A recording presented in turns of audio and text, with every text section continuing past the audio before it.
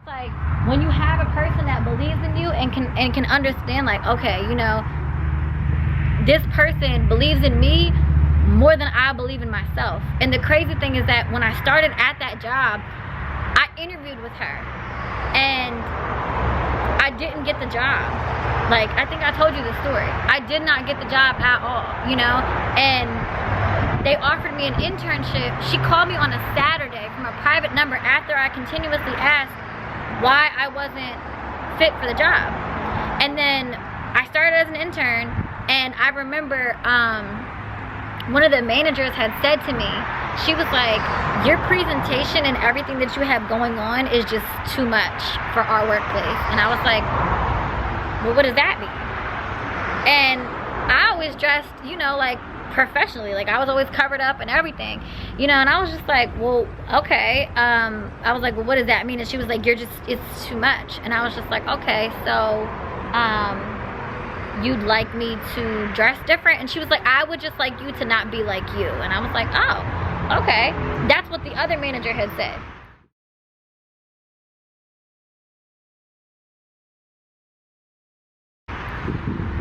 They never wanted to hire me, always told everyone, oh no, we're not gonna hire Sejal, blah, blah, blah. But like, to be honest with you, partially why they did not want to hire me was because my skin color wasn't the same as theirs.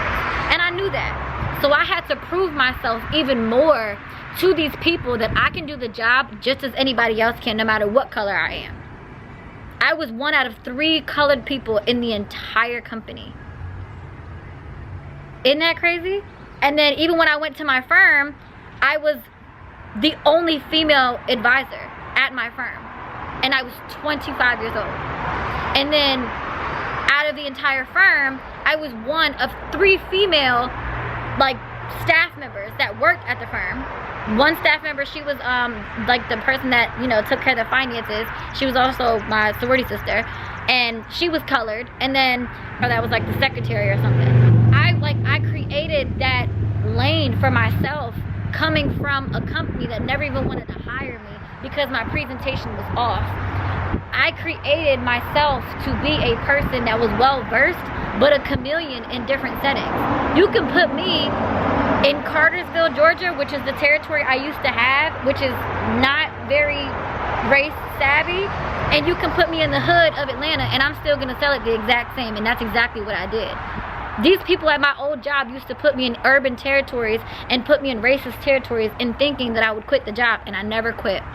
I figured out how to network and create my own lane by sacrificing and doing what I had to do by networking. Networking is what saved my career. That's what saved my life, and that's what paid my bills, not my territory. Not any of the sales that they gave me. Networking is what got me through the door. That's why I created my networking events. That's why I believe so passionately in networking.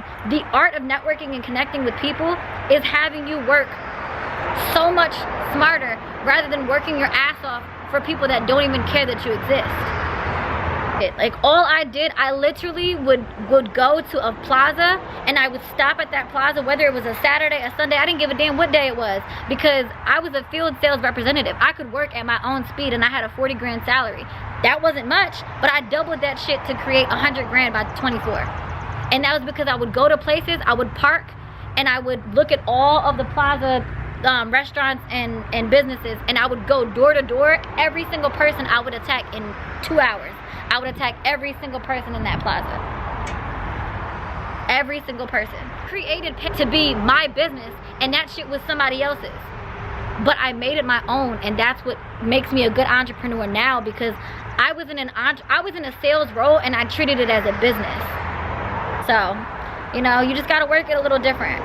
Insurance agents do that shit all the time. They go to social events, they go to bars, they go to places, they go to these different places, and they take their business cards and they just talk to people. That's literally what I do. I would go in the club. I would be in the club and I'd be like, who's the owner of this? What y'all got for payroll? And they'd be like, bitch, what? You don't want to take a shot? No. Who do y'all got for payroll? I was that girl. That's how I moved to Atlanta with nothing, knowing nobody. Now the whole city knows who I am. Corporate, yeah, I mean, listen, and that's fine with me. I'll be the payroll girl. I don't care.